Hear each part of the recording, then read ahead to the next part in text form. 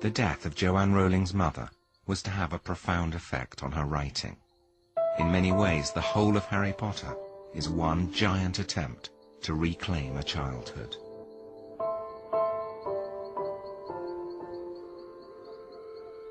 You think the dead we have loved ever truly leave us? You think that we don't recall them more clearly than ever in times of great trouble? I'd been writing for 6 months before she died.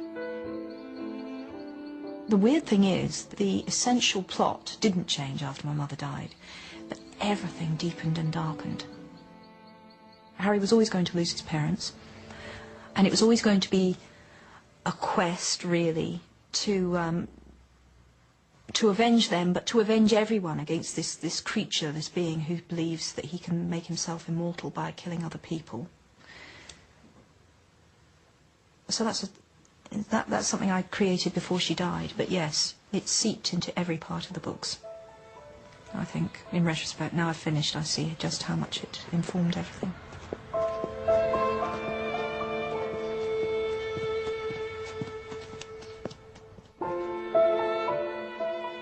Was she the first person you saw dead? No, because I didn't see her dead, which was in deference to my father's wishes. I wanted to see her, and he didn't want me to see her, and I mistakenly, as I look back, I agreed not to, and I really deeply regret that.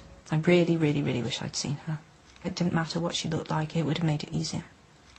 Because I do believe that the truth, which is another theme in the books, and certainly stems from my own past, I think that the truth is always easier than a lie or an evasion.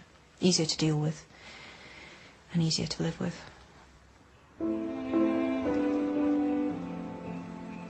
After her mother's death, Jo moved to Portugal to teach English as a foreign language. She married Georges Orantes, a television journalist. Together they had a daughter, Jessica, but the marriage failed after 2 years. Jo succumbed to depression. I'd had a short and really quite catastrophic marriage, and I'm left with this baby, and I've got to get this baby back to Britain, and I've got to rebuild us a life. And adrenaline kept me going through that, and it was only when I came to rest that it hit me what a complete mess I had made of my life. And that hit me quite hard. We were as skint as you can be without being homeless. In other words, we were existing entirely on benefits, and at that point I was definitely clinically depressed. And that's just characterised for me by a numbness, a coldness, and an inability to believe that you will feel happy again, or that you could feel light-hearted again.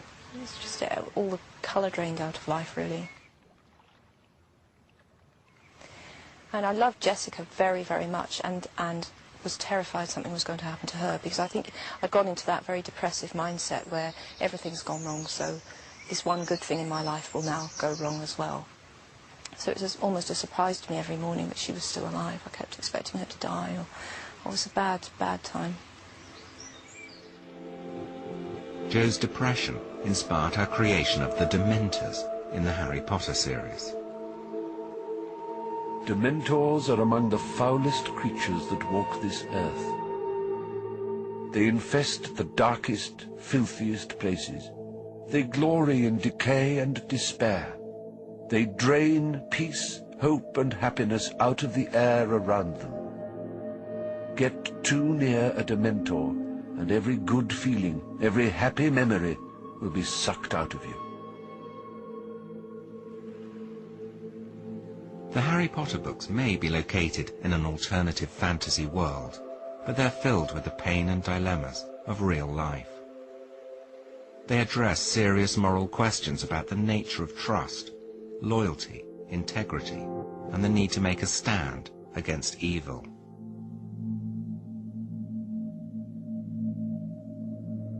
Through the series, Harry Potter has to learn what it means to be a force for good against the dark arts of Lord Voldemort.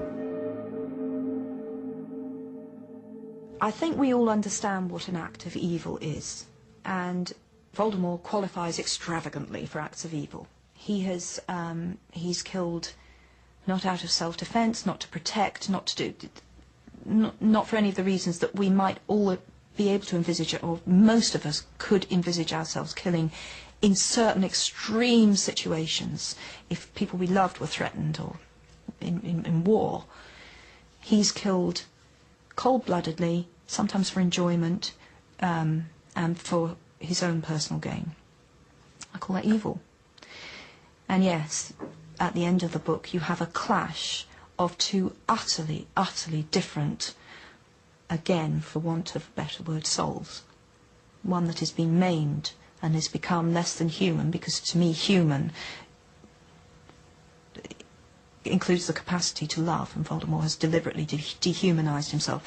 And this flawed, vulnerable, damaged, and yet still fighting, still loving, still daring to love and daring to hope soul, which is Harry.